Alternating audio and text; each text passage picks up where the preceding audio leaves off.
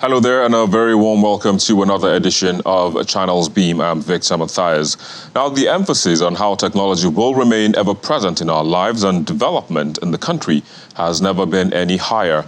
And as the administration of President Muhammadu Buhari begins to wind down, candidates of political parties have been going around the length and breadth of the country asking for the electorates to vote them. Now, today on the program, we will be taking a deep dive at the policy document of some of the candidates and what they intend to do to continue from where this administration would hand over the helm of affairs to the candidate who emerges victorious in the February 25th presidential elections. But before we get into all of that, let's first of all take a look at what made the trends in the past week.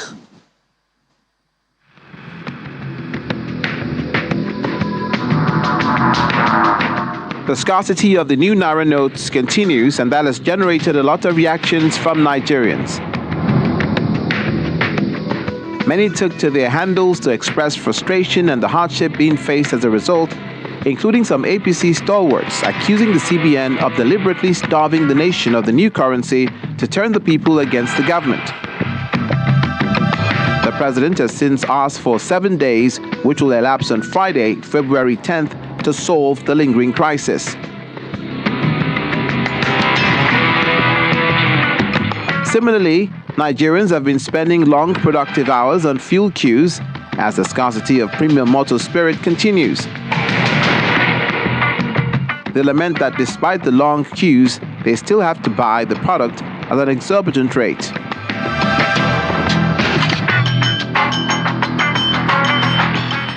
Nigerians had something to cheer about, at least, as singer Tems won a coveted Grammy Prize for her effort in the Wait For You alongside rappers Drake and Future.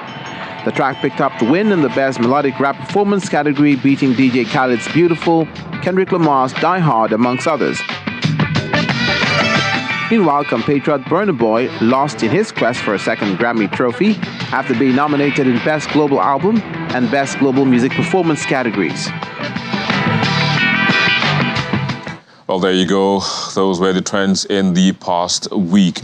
But joining me on the program today is the National Youth Spokesperson of the Tinubu-Shettima Campaign Council, Aliu Audu, and the spokesperson of the Obi-Datti presidential campaign. They both joined the program from our Abuja studios. It's a pleasure to have you. I understand we only have Indicator right now. Indeed, it's a pleasure to have you on the program. Thank you for having me. Of course. So kickstart the conversation for us, with what your candidate is going to do, if elected, to keep the tech ecosystem booming, as it were. So, okay, I can go now, right? Yes, please. I think the first thing, Peter Obi has talked about repeatedly is we need to create more tech stars. We need to make sure that tech in Nigeria becomes the norm. And we want to start that by, changing our curriculum or, adjusting our curriculum to reflect the current realities in the world. And tech is one of those. We need people who are skilled to go into this sector. And that is what is going to happen. Peter Obi has said it time and again. Another thing that needs to happen is the ease of doing business. We're seeing that, there has been some improvement, but more work needs to be done in ensuring that people can register companies. These companies can be functioning without, too many bottlenecks up and down for them with respect to starting up new startups and the ease of being able to carry, leave these things off the ground. Getting investments. Now, there's an angle to investments that our candidate talks about, and that is the policy angle. If your policy is not straightforward, or if your policies seem like they can change, just like what is happening in this government right now, change without warning or can, jeopardize investors' money. Investors will carry their money and leave. And our candidate Peter Obi has been very, very sound about how to make sure that our policies are sound, our policies attract investors, and our policies keep investors. I think that is a major way in which we're moving. Also, he has talked a lot about leapfrogging into the fourth industrial revolution, and with respect to that, creating or unifying agencies towards ensuring that tech is put front and center in Nigeria's function, making sure that we're able to create more jobs in the tech sector, making sure that the government's on the same page with tech stars, with people in the tech industry, with people in the tech space in terms of creating more jobs. And I think we've covered that. In this campaign season, he has done so much in terms of meeting up with a couple of people in the tech space. looking at the work they are doing, and also learning from the mistakes of this administration. We have seen a lot of times when people will start, move forward. And the thing is that what the nation has been doing is catching up.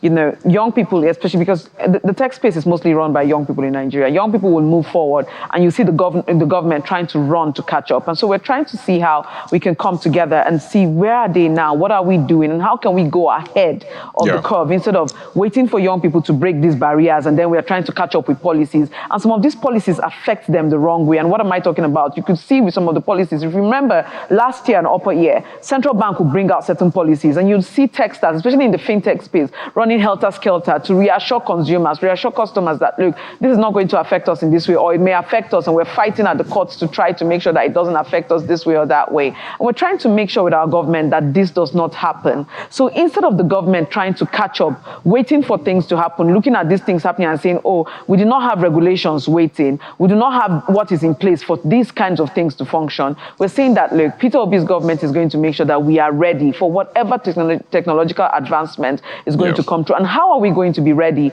We're going to work hand in hand with people who are on ground already. We are seeing the work that is going on in the tech space. We're seeing, the advancement that is going on in this space, and we're not left out. Thankfully, what I say about our candidate, or what I tend to say about our candidate, is thankfully he's not just a politician. He's one who has run businesses. He's one who has been on the board of so many advanced organizations, companies, foreign and local, and he knows this space, and he knows what it takes to run an organization on a certain level of skill. So he's bringing in that expertise into government, and I'm looking forward to what he will be able to do on this space here. Some would say, that experience, might not really hold so much, when it comes to tech. But, it's good that you made mention of, some of the things that you guys are going to look out, and also highlighted some of the things that you felt were inimical to the growth of the sector, during this administration. But, currently, we have some buzzwords going around: artificial intelligence, blockchain, cryptocurrency, and all of those. What is the policy around that for your candidate? With respect to this, I think our policy is to embrace with regulations. I don't think that our regulations would be again, with the regulations of this government, what we are seeing is, cut it off, stop it, block here, block there. And I don't think so. Our policies will be geared towards embracing these advancements. I don't think that we can lean back and watch the world leave us behind. And that is what is currently obtaining in Nigeria, Victor. The world is leaving us behind. And while our young people, or while our youth and the population of people who are actually involved in the tech space, this is not to leave the older generation out, the population of people involved in the tech space are trying to catch up without government. When government shows up, what we tend to do is to, again, put these blocks in front of what they're trying to do. And so instead of that, what we are looking to do is to embrace. Again, the government is going to jump ahead. What we're going to try to do is to be as advanced as possible, look at what obtains in the rest of the world, and try to catch up. Right now, we are lagging. Our government's first job when we get in is to catch up. Nigeria is lagging. So we want to catch up, and number two, we want to embrace. But we are also going to embrace, noting that, look, in some of these spaces, there are necessary regulations that need to be in place to protect the customer, to protect the consumer, and to protect those who are also entering this space as service providers. So we are embracing with regulations. All right, let me just read an excerpt, from your candidate's manifesto in page 72. He says, he mentions the use of technology to fight terrorism, train the next generation of experts in STEM, and application of technology in the public policy sector. Terrorism is pretty much at the front burner right now. So one would be thinking, what kind of technology are we looking at, when the time comes? When it comes to this, there are surveillance. I'm not an expert in technology, but I can in security. Sorry, but I can tell you that there are surveillance systems that work. What we tend to see is we see the government talking about putting things into place, like the NIN registration and all of that, to stop terrorism. But what it seems to do is to, again, create bottlenecks for the citizenry, and does not really affect the terrorists. We're looking at surveillance tech. We're looking at, again, advanced things. It's mostly in surveillance and basically upping what our military is currently using. I know that there have been a lot of advancements in terms of buying of weapons and machinery for the military, but we're looking to up that. Also improve trainings on the use of these tech instruments. So I think it's pretty straightforward. Improve the machinery, improve the instruments, and then just keep it going. That's about it. All right. So also, I mean, we've heard the current minister for, the digital economy, communication and digital economy speak about how, the digital economy is contributing so much, to the economy, to the GDP of the country. I mean, if I am correct, I mean, if I'm wrong, correct me. But I've looked through the policies of your candidate, and I'm finding it difficult to find where he talked about how he would ensure that more revenue is generated to boost the GDP. More of what is generated? Sorry. More revenue. Again, I think these things, once you create a functional system, and I think I've answered this question earlier on, once you create a functional system for small and medium enterprises to thrive, I think that this largely contributes to the GDP, and that's what we are looking at. Right now, there's been a huge nosedive in the small and medium enterprises, of course, again, pointing directly to government policies in these areas. And I think that this is a way, again, in the beginning of this conversation, I mentioned training our next generation of tech stars. Once we improve on our curriculum, if you want to enter into this, we need to look at that, of course. Once we improve on our curriculum, make this a normal way of life. This then enters into our small and medium enterprise space. Again, ease of doing business, all of this. I think that I've made reference to this in an earlier question, but I don't see how you can create more room for our small and medium enterprises, create more room for new businesses to enter into the space, and that will contribute to the GDP. And I think that while it's not mentioned here, again, most of the conversation, with respect to from consumption to production, speaks about creating, wealth with enterprise, and that's the central theme of our manifesto. And I think that what the problem is here is that we're looking at one aspect of our manifesto and expecting everything to just be in that one place, but it's spread across. Creating wealth, making sure that there's wealth with enterprise in Nigeria, and making sure that this place it's easy for people to open new business. It's easy for people to function without bottlenecks, without government standing in the way. And most of the policies would be geared at creating a conducive environment for businesses to function, and then government stepping out of the way for these businesses to function. I think it's that simple. And once you have this, and you have widespread of SMEs, the growth of the middle class, of course, GDP, there will be a contribution to the GDP. Oh, well, we can't wait for that to happen, which is pretty much what will lead us to our next, conversation. So, in all of this, you have your ideas, you bring them to the fore, but then along the line something happens. Maybe before you implement it, someone steals your idea. So the issue of intellectual property, protection, data privacy, as well, also under that, comes in. So, what's the plan in that regard? I think there needs to be a review. There needs to be a review on the laws of this, and I think we need to come up to par with what is, obtainable in the rest of the world. I think, again, with that, Nigeria is lagging, and I think our government is going to approach that by reviewing these laws and ensuring that people are well protected. I think there's been a large call for that. Any sensible government will pay attention to what is happening in the tech space, will pay attention to what people are complaining about and what people have been saying that the government should pay attention to that. And this is one of those, and I'm glad you brought it up. We will review these laws. In the absence of laws to protect this, to protect, new laws will be created. In the presence of, and I think we do have, it's just that some of these laws are pretty much outdated. I think you can agree with me on that, Victor. And with those laws which are outdated, there will be a review. Yeah, so pretty much you're talking about legislation now, coming to play a big role. But one of the arguments that people have, around the country, they say, your candidate, might not have the national spread. So even if he becomes president, he might have issues in the National Assembly. Peradventure, he becomes president. How do you rally around the National Assembly, to put all of this in place? Just before I let you go. Again, one of the things Correct me again if I'm wrong. I keep pointing out is, yes, I would have to, Victor.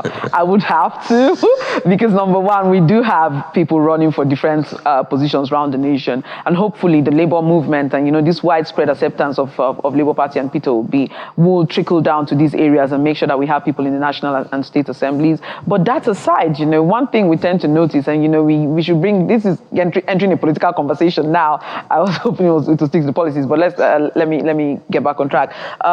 One thing you tend to notice is that when politicians politicians enter this place and see that this is a different ruling party and there's a place where they can go to and be king there, they'll most likely decamp. And you have seen a lot of that happen when a ruling party enters and people decamp. On top of that, I think that these are sensible policies whose time have come. So I think these are not, Victor, I don't think these are the lines in which politicians will say, you know what, the intellectual property law, I'm not going to pass it because it's a different precedent that is there. I don't think those are the lines. There are deeper lines where politicians use to show, their differences in ideologies or their differences in backgrounds or differences in political parties. I don't think this is something that across board Nigerians will embrace because it's about time. Well, I agree with you that it is about time, and let's hope that when the moment comes, everybody will rise up to the occasion and play their own part, regardless of party differences and affiliations and all of that. But I have to say thank you today for joining us on the show. I'm the Kato spokesperson for the Obi-Datti Campaign Council. You're welcome. Thank you. Sure. We'll take a break and we'll come back with another perspective. Please stay with us. Many thanks for staying with us. We're now being joined by Aliu Abdul. He's the National Youth Spokesperson of the Tinubu-Shettima Campaign Council. He joins us also from our Abuja studio. It's a pleasure to have you on the program. It's good to be here. Good afternoon, Nigerians. Indeed, good afternoon once again and welcome. So continue the conversation, not kickstart. Continue the conversation for us. We're looking at the manifesto of your candidate and, we're trying to look at what he is doing in terms of boosting the tech ecosystem if he is elected president. Oh, okay. My presidential candidate has a history of, deploying innovation and technology in governance. If we remember about 14 years ago, Princeton University in New Jersey, an interviewer, Graham Blair, interviewed him for a particular topic, innovations for successful societies. His days as governor of Lagos, he talked about everything he did with technology, and in his Renewed Hope manifesto, he has reiterated the need for society to jump on the deployment of technology and innovation for improved productivity and improved service delivery to the people. It's clear that a lot of things we are uncomfortable with right now has been as a result of refusal of previous administration to totally and wholly deploy and invest in innovation in technology. In 2000, when he became governor, he made it known that there was need to improve the telecommunication infrastructure of Lagos State, and he was working with partners, telecommunication giants to do that. And with the support of the federal government then, we saw with the coming of Econet into Nigeria, what that has done for our economy, especially Lagos. And it's no surprise that he invested heavily in Econet operation in Nigeria, coming to Nigeria and operation in Nigeria, which led to a lot of, voice and data network penetration around Lagos, which boosted economic activities in Lagos and till date. And he is a technology person. He deployed the Oracle biometric, Oracle data payroll system that stopped all of the corruption in civil service that used to be penetrated using over-the-table payment. It's right on point. And So that's in the past. Now let's look at moving forward. In terms of infrastructure, technological infrastructure, looking at how to stop data privacy issues, intellectual property theft, the increasing the GDP through the digital economy. What are the plans in that regard? All right, he's mentioned deployment of ICT and innovation services in areas you've mentioned. He particularly mentioned the blockchain technology. And when you talk about security, privacy, these are features that, there are a lot of features of the blockchain technology that can be used in public service in this. Like I was trying to tell you about the basic technology services that were available at the time he was governor, he deployed to curb corruption. Going forward, in data management, communication, even in security system, job creation, wealth creation, he has promised that he's going to create as many as 1 million jobs in the first 24 months of his administration from ICT alone. How is he going to do that? How is he going to do that quickly? Let's start with the automation of all of the services. The payment system, the revenue generation, revenue collection, database management, and I mean, like you rightly said, support for industries. We're going to have the industry parks. He said this. He's going to support the already booming fintechs, the sector. And we know how much contribution the e-commerce has brought to Nigeria, riding on the GSM telecommunication infrastructural renewal that started in 2000 till date. He is going to build on this going forward. And all of the technology and innovations available will be deployed. We have the confidence that he's going to do it because he has done it before. All right, let me quickly read from page 80 of his manifesto, where he emphasized the use of technology to tackle insecurity, customs, irrigation, tax reforms, farming, railway surveillance, education and learning, pipeline vandalism, power station, infrastructure surveillance, and also job creation, which you just talked about. But let's look at some of the things that are pretty much staring at us in the face. Insecurity, railway surveillance, how is that going to happen quickly before I let you go? How would the technology be deployed to make that, safe? All right, database management. The over 200 million Nigerians we are yet to have like a convergence of the various databases we have around the country. In order to ensure optimal deployment of resources, we need to know how many we are, who these people are, and all means of identification for these people will need to be harmonized in a way that will be used to secure the nation. Yeah. Secure infrastructure. We have, on the pipeline side, we have what's it called, intrusion detection technology that, in modern days can be used to detect leakages and whatever it is on our pipeline. These are all innovations that need to be deployed. It is not about the availability, quite frankly, if we are being honest, about the will and the commitment and, to do it, to deploy it. And he has proven this again and again, for all his days in the private sector, moving into the public sector in 92 and coming as a governor in 99, and all he's been able to do. Lagos as a city, Lagos as a state have basically moved from being just a state to being like the 5th biggest economy in Africa, largely because of this deployment of innovation and technologies. And he's going to do the same as a president of Nigeria. Well, let's hope that, he carries that zeal and commitment if elected, to that position. And of course, he deploys all of that technology to make sure that the country is safe and also the economy is boosted as well. And, jobs are also created. But I have to say thank you to you for joining us today on the show. Aliu Audu, National Youth Spokesperson for the Tinubu-Shettima Campaign Council. Thank you once again. Thank you for having me. Of course, you're welcome. That's where we are, and that's where we would also wrap it up on the program today. My name is Victor Matthias. Thank you for watching.